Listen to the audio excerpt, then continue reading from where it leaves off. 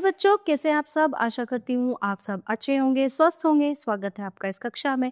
आइए आज हम पढ़ते हैं हिंदी व्याकरण का पाठ 10 अविकारी शब्द। वे शब्द जिनमें संज्ञा, सर्वनाम, लिंग, वचन, काल आदि के कारण कोई विकार या परिवर्तन नहीं होता, अविकारी शब्द कहलाते हैं। लड़का धीरे से आया, लड़की धीरे से आई, लड़के धीरे से आए। ठीक है, तो इनमें क्या हो रहा है? इनमें कोई भी परिवर्तन नहीं होता है, तो वो अविकारी। देखो, लड़का धीरे से आया, लड़की धीरे से आई और लड़के धीरे से आए। अविकारी शब्द 4 प्रकार के होते हैं: क्रिया विशेषण, संबंध बोधक, समुच्चय बोधक और विस्मयादि बोधक। तो सबसे पहले हम बात करेंगे क्रिया विशेषण के बारे में। जो शब्द क्रिया के काल, स्थान, रीति आदि की विशेषताएं बताते हैं, उन्हें क्रिया विशेषण कहा जाता है। वह कल यहाँ आया था, आने का समय। वह कल ऊपर सोया, सोने का स्थान। उसने धीरे धीरे आम काटा, ये है काटने की रीति। ओके, तो उपयुक्त वाक्यों में मोटे छपे शब्द क्रिया का समय, स्थान, तरीका यानी कि रीति, हैबिट आदि विशेषताएं बताते हैं। क्रिया की विशेषता बताने के कारण ये शब्द क्रिया विशेषण कहलाते हैं। क्रिया विशेषण के प्रमुख भेद: कालवाचक, स्थानवाचक, रीतिवाचक और परिमाणवाचक। तो कालवाचक क्रिया विशेषण की पहले बात करेंगे। ये क्रिया विशेषण शब्द कार्य के होने के समय की सूचना देते हैं। जैसे मैं रोज व्यायाम करता, वह हमेशा रोता रहता है, वह कल यहाँ आया था, 2 दिन से लगातार बारिश हो रही है। तो कालवाचक क्रिया विशेषण का पता क्रिया में कब लगाकर प्रश्न करने से चलता है। स्थानवाचक क्रिया विशेषण: ये क्रिया विशेषण शब्द क्रिया के होने के स्थान का बोध कराते हैं, यानी किस जगह का। जैसे अस्पताल आगे हैं, बच्चे अंदर खेल रहे हैं, वह लड़का इधर ही गया है, तुम वहां मत बैठो। इन शब्दों का पता क्रिया में कहाँ अथवा किधर लगाकर प्रश्न करने से चलता है।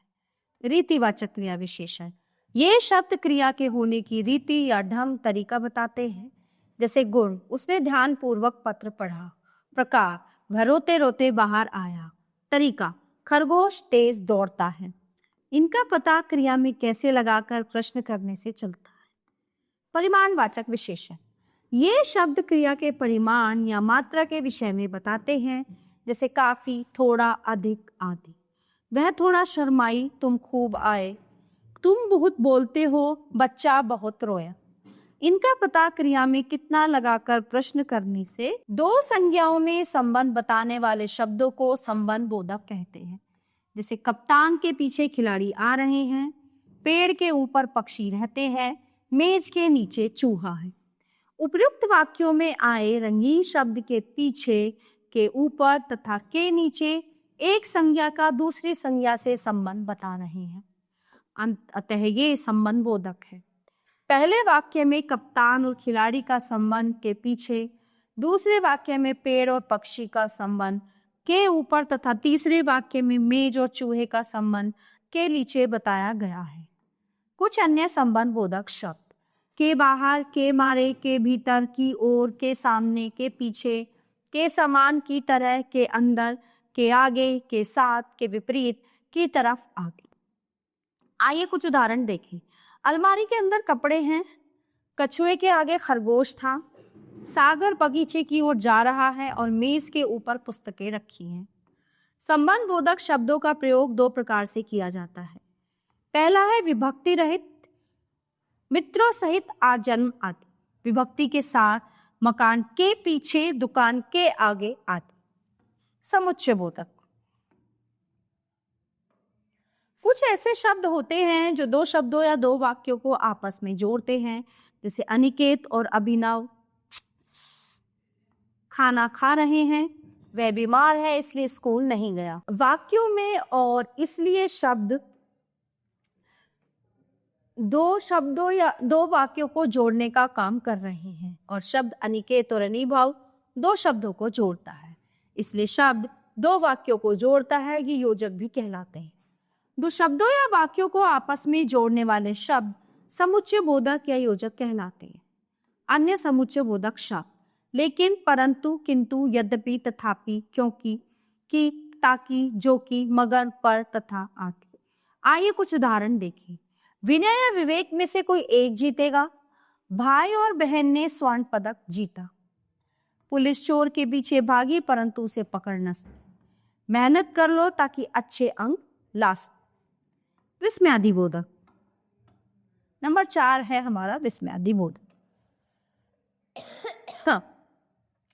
जो शब्द विस्मय, दुख, घृणा, हर्ष, शोक, प्रशंसा, भय, क्रोध आदिपन के भावों को प्रकट करते हैं वे विस्मयादिबोधक कहलाते हैं। जैसे वाह कितना सुंदर थर है, छी कितनी बदबू है, हाय ये क्या हो गया। तो उपयुक्त वाक्यों में रंगीन छपे शब्द मन के भाव प्रकट कर रहे हैं। वाह शब्द प्रसन्नता का भाव प्रकट करता है तथा छी शब्द घृणा का भाव प्रकट करता है तथा हाय शब्द शोक का भाव प्रकट करता है। अतः जो शब्द हर्ष, शोक, घृणा, आश्चर्य, भय, क्रोध, इच्छा आदि भाव प्रकट करते हैं उन्हें विस्मयादिबोधक शब्द कहते हैं। विस्मयादिबोधक शब्द वाक्य के प्रारंभ में आते हैं तथा इनमें विस्मयादिबोधक चिन्ह अवश्य लगता है। कुछ अन्य विस्मयादिबोधक शब्दों के उदाहरण। उफ बहुत गर्मी है, हे भगवान तुमने क्या किया, काश मैं भी विदेश घूमने जा पाता, अरे तुम अभी तक गए नहीं, बाप रे इतना लंबा सांप, सावधान लड़ने के लिए तैयार हो जाओ। तो उपयुक्त वाक्यों में आए रंगीन छपे शब्द विस्मयादिबोधक है। आओ दोहराएं। जिन शब्दों पर लिंग, वचन, कारक आदि का कोई प्रभाव न पड़े उन्हें अविकारी शब्द कहते हैं। अविकारी शब्द 4 प्रकार के होते हैं: क्रिया विशेषण, संबंध बोधक, समुच्चय बोधक तथा विस्मयादिबोधक। 2 संज्ञाओं में पदबंध बताने वाले शब्दों को संबंध बोधक कहते हैं। संबंध बोधक 2 प्रकार के होते हैं: विभक्ति रहित और विभक्ति सहित, यानी विभक्ति के बिना और विभक्ति के साथ। समुच्चय बोधक 2 शब्दों, वाक्यांशों या वाक्यों को जोड़ने का कार्य करते हैं, अन्यथा, इसलिए, ताकि और समुच्चय बोधक अव्यय है। जो शब्द विस्मय, हर्ष, शोक, घृणा, प्रशंसा आदि भावों को प्रकट करते हैं उन्हें विस्मयादिबोधक शब्द कहते हैं। विस्मयादिबोधक शब्दों के बाद विस्मयबोधक चिन्ह अवश्य लगाया जाता है। तो प्यारे बच्चों ये था हमारा पाठ विशेषण जो यहीं पे समाप्त होता है। तो प्यारे बच्चों ये था हमारा पाठ अविकारी शब्द जो यहीं पे समाप्त होता है। आशा करती हूँ आपको अच्छे से समझ आया होगा। मिलते हैं अगली कक्षा में। धन्यवाद।